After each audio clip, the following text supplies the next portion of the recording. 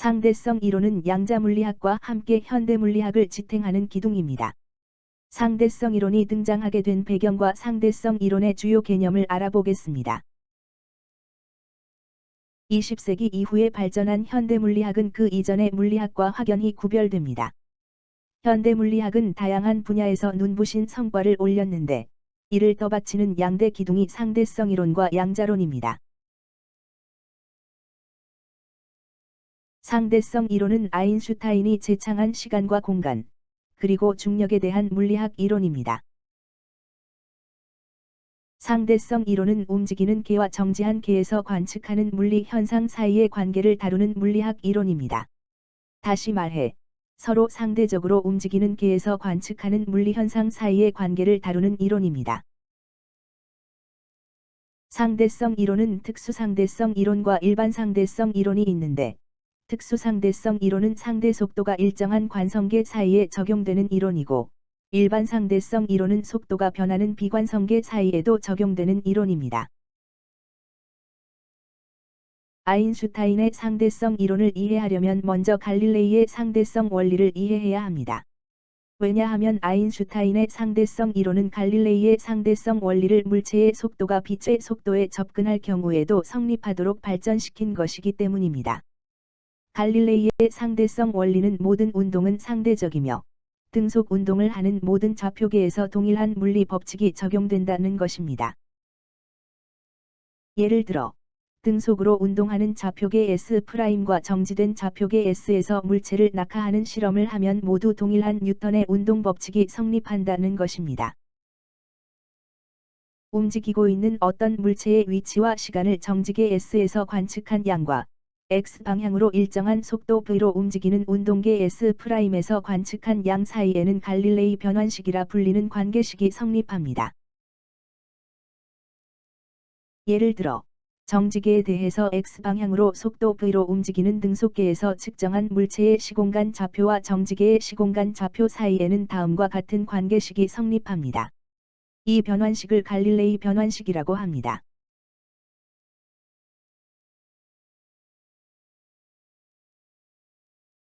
뉴턴의 운동 법칙은 등속으로 운동하는 좌표계 S'과 정지된 좌표계 S에서 동일합니다. 다시 말해서 뉴턴 운동 법칙은 갈릴레이 변환에 대해 불변입니다.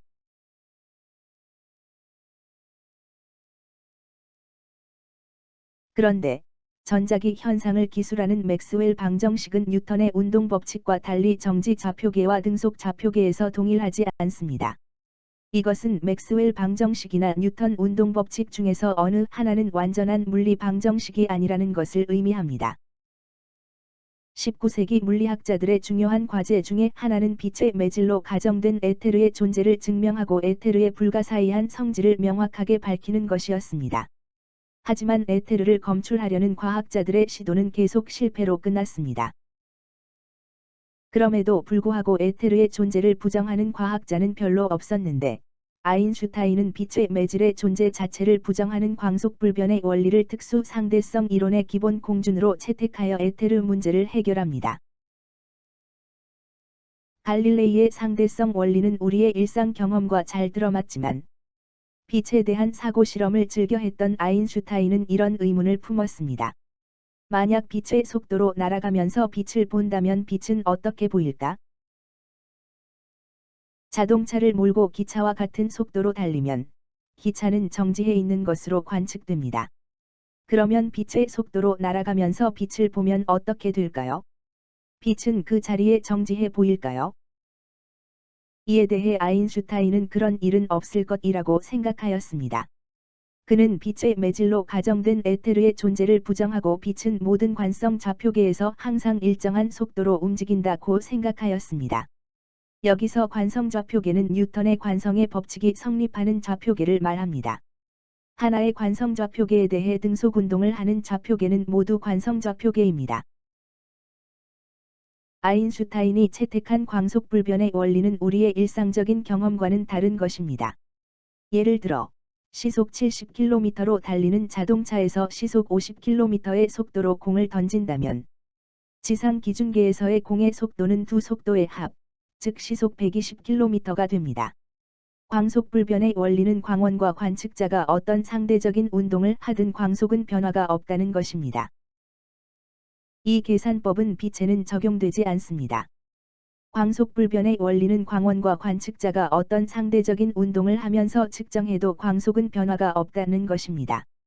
예를 들어 초속 10만 km로 움직이는 우주선에서 빛을 발사해도 광속은 변함없이 초속 30만 km라는 것입니다. 아인슈타인은 광속불변의 원리와 관성계에서의 물리법칙의 동일성을 두 가지 공준으로 채택하여 수학적으로 일관성이 있는 상대성 이론을 발표했는데 이것이 특수상대성 이론입니다. 특수상대성 이론은 그동안 역학에서 성립하던 갈릴레이의 상대성 원리를 전자기학 분야까지 성립하도록 확장한 것이라고 할 수 있습니다. 모든 관성계에 대해서 이 가지 공준, 다시 말해 광속불변의 원리와 상대성 원리가 모두 지켜지려면 측정하는 관성계에 따라 측정한 물리량이 달라져야 됩니다. 따라서 갈릴레이 변환식도 수정되어야 합니다. 예를 들어 X방향으로 속도 v로 움직이는 등속 운동계에서 측정한 물체의 위치와 시간은 정지계에서 측정한 물체의 위치와 시간과 다음 관계에 있습니다. 이 식을 로렌츠 변환식이라 부릅니다. 특수상대성 이론은 시간과 공간에 대한 기존의 개념을 바꾸었습니다. 다시 말해 시간과 공간은 절대적인 것이 아니며 물체의 운동 때문에 시간 자체도 변한다고 하고 물질과 에너지도 서로 바뀔 수 있다고 말합니다.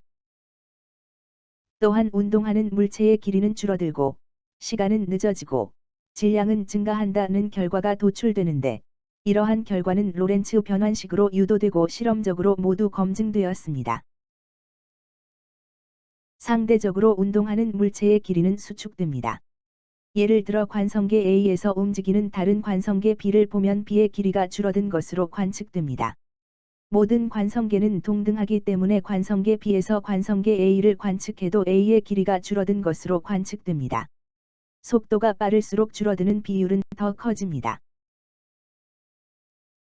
상대적으로 운동하는 개의 시간은 느리게 갑니다.